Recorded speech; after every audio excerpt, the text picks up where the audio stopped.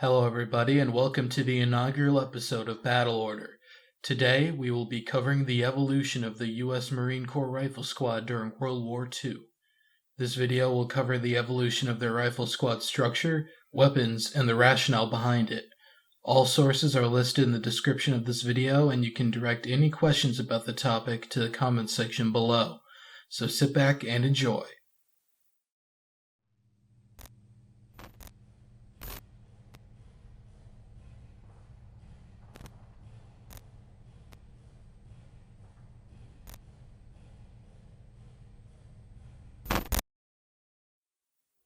At the onset of World War II, most major powers fielded a variation of the same rifle squad concept. An 8 to 13 man unit made up mostly of riflemen and based around one magazine or belt-fed light machine gun. The U.S. Marines were no exception, starting the war with an organization similar to but smaller than the U.S. Army's. In the March 1941 table of organization, the Marine Corps Rifle Platoon consisted of a platoon headquarters, 3 rifle squads, and 1 automatic rifle squad with 2 BARs. Each rifle squad consisted of 9 men, 1 corporal squad leader armed with a rifle, 1 automatic rifleman armed with an M1918A2 BAR, 1 rifle grenadier armed with a rifle and rifle grenade adapter, and 6 riflemen, each armed with a rifle. At this point, the squad was the lowest tactical unit with no further subdivisions or command billets. In July 1942, there was an update to the authorized weapons, with the squad leader being outfitted with a submachine gun and the M1 Garand being added to the organization. The submachine gun would have taken form in the M1928A1 Thompson, or as was more common at the time of the Battle of Guadalcanal, the M50 Rising, which the 1st Marine Division had just received before shipping out. However, the transition to the M1 Garand did not happen in time for the Battle of Guadalcanal. Thus, the M1903 Springfield remained as the primary weapon for Marine infantry until mid-1943. Although the Marine Corps had been receiving enough Garands to outfit an entire Marine division in the matter of months, it had been issuing them primarily to rear echelon troops. Because of initial skepticism regarding the M1, the Marines would not begin arming its infantry units with them until weeks after the Battle of Midway in June 1942. This was too little too late for the 1st and 2nd Marine Divisions who had already shipped out. Thus, the only Marine unit to land at Guadalcanal on day 1 with a significant number of M1s were the Marines from the Rear Echelon 3rd Defense Battalion. The 2nd Raider Battalion would also be fully outfitted with M1s when they raided Macon Atoll, as their commander, Lieutenant Colonel Evans Carlson, was an early proponent of the weapon. Following the Battle of Guadalcanal, there was a lull in the fighting. In the build-up for amphibious offensives in the South and Central Pacific, planned for late 1943, the Marine Corps implemented its E-Series organization. The automatic rifle squad was dissolved, with personnel being redistributed to the rifle squads. Each rifle squad was increased from 9 to 12 men. Further, the riflemen's M1903s and the squad leader's submachine gun were replaced with M1 rifles. An additional BAR was added to each squad, and each of the squad's 2 BAR gunners were given an assistant automatic rifleman to help with ammunition carrying, reloading, and acquiring targets.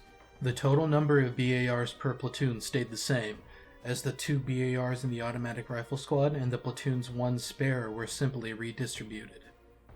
In addition to the new weaponry, the squad leader was promoted to a sergeant and given a corporal assistant squad leader to aid with command and control of the larger squad. In theory, this meant the squad could be divided into 2 equal teams of 6 Marines, each with an NCO leader and BAR. However, this was rarely done in practice, with the assistant squad leader, increased squad size, and lack of subdivisions only increasing the information load on the squad leader. Assaults on jungle islands, such as Bougainville, and fortified islands, such as Tarawa, proved to be challenging for the E-Series organization. Most of these changes were not based on combat experience gained from Guadalcanal. Rather, it was an update the Marines had been planning to implement prior to the war, but was unable to. On Guadalcanal, the 9-man squad organization had proved difficult to control in the jungle, as did the 12-man squad on Tarawa. Individual action quickly produced confusion and caused the squad leader to lose control. Dividing the squad into 3-man groups, each led by the best man in the group, made it a well-coordinated team that readily adapted itself to changes in its situation. The Marine Corps had been experimenting with the concept of fire groups since the late 1930s in the jungles of Central America and the urban city streets of Shanghai. Both environments offered challenges for command and control that could be addressed through smaller subunits. As early as 1941, the Marine Raiders and Paramarines had been implementing fire groups. Their squads were organized into 3-man fire groups and a squad leader, with each fire team being based on 1 to 2 automatic riflemen. For the Raiders, this meant a BAR or Thompson submachine gun. For the Paramarines, this meant an M1941 Johnson light machine gun. Combat experience gained by the Raiders and Paramarines had turned the fire team system into an attractive concept. Ultimately, after field testing, the fire team organization was implemented in January 1944. With the F-Series organization, rifle squads were reorganized into 3 equal fire teams of 4 men, all led by a separate squad leader. 3 fire teams of 4 men each had been chosen over 4 fire teams of 3 men, as 4-man fire teams were better able to absorb casualties and 3 fire teams were easier to control than 4. Each fire team was led by a corporal fire team leader armed with an M1 rifle. The fire team's base of fire was 1 automatic rifleman on the BAR, assisted by 1 assistant automatic rifleman armed with an M1 carbine. The fire team was rounded out with a rifleman, who could also act as a scout and was armed with an M1 rifle. The F-Series increased the squad's BAR count to 3, which was 3 times more than the Marines had started the war with, and 3 times more than the Army was officially fielding at the time. All M1 rifles and M1 carbines were capable of mounting M7 or M8 grenade adapters, which could be used to fire a variety of munitions. Every man aside from the BAR was authorized a grenade launcher at the time, although it is unlikely that every man in the squad actually carried one in practice. In May 1945, the squad organization received a minor change with the G-Series organization. The assistant automatic rifleman's M1 carbine was replaced with an M1 rifle. Originally, the assistant was authorized a carbine to make it easier to carry more BAR ammo, but the benefits of the M1's range and stopping power proved to outweigh the weight concern. This was the Marine Corps Rifle Squad organization and equipment through the end of World War II, up until the squad leader's carbine was replaced with an M1 rifle in 1953.